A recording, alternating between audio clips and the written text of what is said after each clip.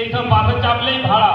কিন্তু আমি বলবো বাসে যখন আপনারা চাপবেন আপনারা আপনাদের আইডেন্টি কার্ডটাকে নিয়ে চাপবেন, আইডেন্টি কার্ড দেখাবেন। আইডেন্টি কার্ড দেখালে আপনাদের ভাড়া কন্ডাক্টর নেবে না। যদি নেয় আপনারা 100 ডায়াল পুলিশে ফোন করুন, তাহলে তারা ব্যবস্থা করে দেবে এই বাসের ভাড়ার ব্যাপারে। হসপিটাল যেমন হচ্ছে মেন্টাল বা হিয়ারিং,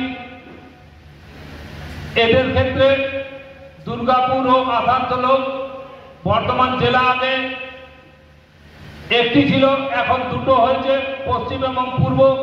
আমাদের পশ্চিম বর্ধমানে এখনো সেই মেশিন আসেনি ডিস্ট্রিক্ট হসপিটালে। তার জন্য ডিস্ট্রিক্ট হসপিটাল সবসময় পাঠিয়ে দিচ্ছে বর্ধমান সদরে, পূর্ব বর্ধমানে। সেখান থেকে কাগজ নিয়ে এসে আমাদেরকে কিন্তু ডিস্ট্রিক্ট হসপিটালে জমা দিতে হচ্ছে দুর্গাপুরের ক্ষেত্রে বা পশ্চিম বর্ধমান জেলার ক্ষেত্রে। আমাদের দাবি যে সেখানে তাড়াতাড়ি করে বোর্ড করে সেখান থেকে যাতে সার্টিফিকেট করে দেওয়া হয় তার ব্যবস্থা করা হোক। দুর্গাপুরে আবার ডিস্ট্রিক্ট হসপিটাল কি করছে, দুর্গাপুরে পাঠিয়ে দিচ্ছে, সেগুলোকে দুর্গাপুর থেকে আমাদেরকে সার্টিফিকেট বের করতে হচ্ছে। ইউডিআইডি কার্ড না থাকলে কিন্তু এরপরে ভাতা বন্ধ হয়ে যাবে, এইরকমই একটা ব্যাপার চলে আসছে। কারণ হচ্ছে ইউডিআইডি কার্ড সেন্ট্রাল গভর্নমেন্টের কার্ড, এটা কোনো রাজ্য সরকারের কার্ড নয়। ইউডিআইডি কার্ড 100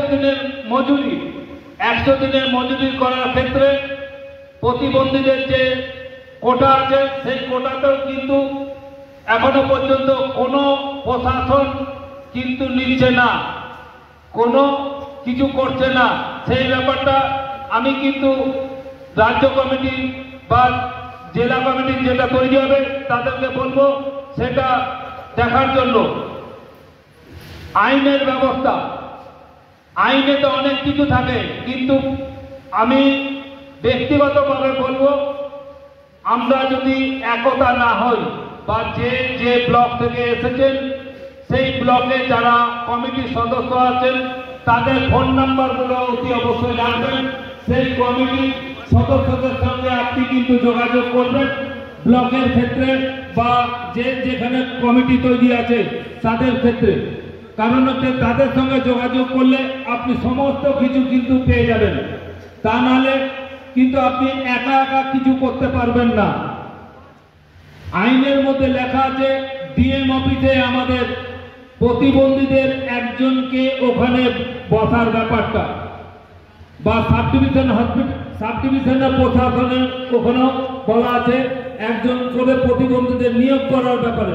সেখানেও কিন্তু ডিএম বলুন এসডিও বলুন তারা কিন্তু কোনো কিছু রাখেন না এই প্রতিবন্ধীদের। যাদের প্রতিবন্ধীদের কোনো সমস্যা হলে তিনি সুরাহা করে দেবেন। প্রশাসন কিন্তু আমাদের সঙ্গে কোনো রকম ভাবে সহযোগিতা করেন না। ব্যক্তিগতভাবে আইনে যেসবগুলি আছে 100 দিনের কাজ বলুন, যে কোনো কাজ বলুন, কিন্তু প্রশাসন সাহায্য করে না।